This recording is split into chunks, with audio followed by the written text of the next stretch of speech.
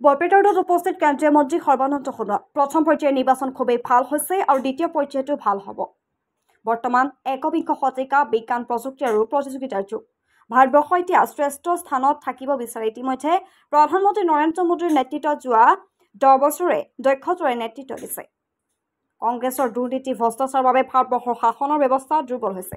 বহু সম্পদ আৰু সম্ভাৱ্য শক্তিৰে ভৰা ভাৰতবৰ্ষক কংগ্ৰেছৰ দুৰ্নীতি ভ্ৰষ্টাচাৰে একেবাৰে পিছুৱাই ৰাখিছিল।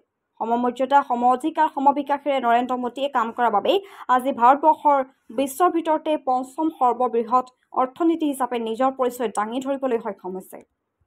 News desk Assam. খুব ভাল হৈছে আৰু দ্বিতীয় পৰ্যায় ভাল হ'ব আৰু এতিয়া একবিংশ শতিকা 21st century আজি যুগটো বিজ্ঞান আৰু প্ৰযুক্তি আৰু প্ৰতিযোগিতা।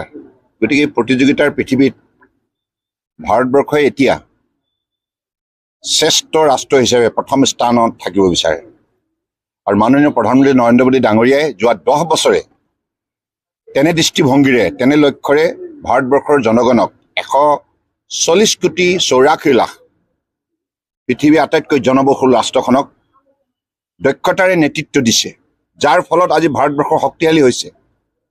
কংগ্ৰেছৰ দুৰ্নীতি ভ্ৰষ্টাচাৰৰ বাবে ভাৰতবৰ্ষৰ শাসন ব্যৱস্থা দুৰ্বল হৈছে আৰু ইমান সম্পদ আৰু সম্ভাৱনা শক্তিৰে ভৰা এইখন ভাৰতবৰ্ষক তেখেতসকলে দুৰ্নীতি ভ্ৰষ্টাচাৰে একেবাৰে পিছুৱাই ৰাখিছিল। কিন্তু মাননীয় প্ৰধানমন্ত্ৰী নৰেন্দ্ৰ মোদী ডাঙৰীয়াই ভাৰতবৰ্ষৰ প্ৰতিটো জাতি জনগোষ্ঠী ভাষা ভাষী ধৰ্মাৱলম্বী লোকক আস্থা আৰু বিশ্বাসত লৈ সবকা সাথ সবকা বিকাশ নীতিৰে সঠিক নীতি সঠিক পৰিকল্পনা সঠিক আঁচনি সময়মতে ৰূপায়ণ কৰি সুশাসন ব্যৱস্থা প্ৰৱৰ্তন কৰিলে। স্বচ্ছৰ নিকা নীতিৰে প্ৰতিগৰাকী ব্যক্তিক আজি সামাজিক ন্যায় আৰু অৰ্থনৈতিক উন্নয়নৰ বাবে সুযোগ প্ৰদান কৰিলে।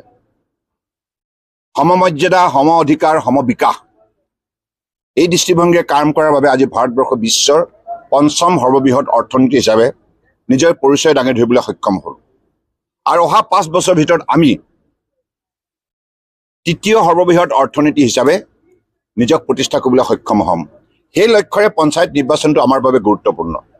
ভাৰতবৰ্ষৰ বুকুত বসবাস কৰা প্ৰতিগৰাকী ব্যক্তি প্ৰতিটো পৰিয়াল যাতে উপাৰ্জনৰ ক্ষেত্ৰত স্বাৱলম্বী হ'ব পাৰে, শিক্ষা সামাজিকভাৱে শৈক্ষিকভাৱে সাংস্কৃতিকভাৱে অৰ্থনৈতিকভাৱে সবল হ'ব পাৰে, তাৰ প্ৰতি লক্ষ্য ৰাখি কেন্দ্ৰীয় চৰকাৰ ৰাজ্য চৰকাৰ বিভিন্ন আঁচনি হাতত লৈ আজি যোৱা 10 বছৰে নিৰন্তৰ দুখীয়া মানুহক সেৱা আগবঢ়োৱাৰ বাবে আজি ভাৰতবৰ্ষৰ প্ৰতিগৰাকী নাগৰিকৰ আত্মবিশ্বাস বৃদ্ধি পাইছে। প্ৰতিটো অঞ্চল শক্তিশালী হৈছে, যাতায়াত যোগাযোগ সুচল হৈছে। গতিকে আমি এই প্ৰতিযোগিতাৰ পৃথিৱীত প্ৰথম স্থান দখল কৰিবৰ বাবে যিখিনি আমাৰ যোগ্যতা দক্ষতা দৃঢ়তা একাগ্ৰতাৰ প্ৰয়োজন সকলো এতিয়া গঢ় লৈ উঠিছে। গতিকে মোৰ দৃঢ় বিশ্বাস মোদী ডাঙৰীয়াৰ নেতৃত্বত আগন্তুক দিনত আমি নিশ্চিতভাৱে এইখন ৰাষ্ট্ৰক বিশ্ব শ্ৰেষ্ঠ উন্নত ৰাষ্ট্ৰ হিচাপে গঢ়ি তুলিবলৈ সক্ষম হ'ম। শুনক এটা কথা, মই এটা কথাই কওঁ যে কংগ্ৰেছ দলটো ইতিমধ্যে 55 বছৰ ৰাজত্ব কৰাৰ সময়ত এই কথাটো প্ৰমাণ হৈছে। এই দলটো জনসাধাৰণৰ পক্ষত নাই, দুৰ্নীতিৰ পক্ষত আছে, ভ্ৰষ্টাচাৰৰ পক্ষত আছে আৰু তেখেতসকলৰ পৰিয়ালতন্ত্ৰৰ যিটো নীতি তাৰ ফলত কংগ্ৰেছৰ নেতা পালি নেতা 55 বছৰে ধনী হ'ল, দুখীয়া হৈ থাকিল। গতিকে সেইবাবে কংগ্ৰেছৰ এতিয়া নৈতিক সাহস নাই জনসাধাৰণৰ সন্মুখীন হোৱা। গতিকে তেখেতসকলে এতিয়া দুৰ্বল হ'ল। সেইকাৰণে ভাৰতবৰ্ষৰ জনগণে ইতিমধ্যে মনৰ পৰা কংগ্ৰেছক চিৰদিনৰ কাৰণে বিদায় দিছে। জাপানৰ এটা প্ৰতিনিধি আজি অসমত খুব ভাল কথা। জাপানৰ প্ৰতিনিধি 3 দিনীয়া কাৰ্যসূচী অসমলৈ আহিছে। অসমৰ আৰু বিকাশ হ'ব আৰু জাপান এখন উন্নত ৰাষ্ট্ৰ আৰু এখন বন্ধু ৰাষ্ট্ৰ। গতিকে তেখেতসকলে আজি অসমলৈ অহাটো আমাৰ বাবে সৌভাগ্যৰ বিষয়।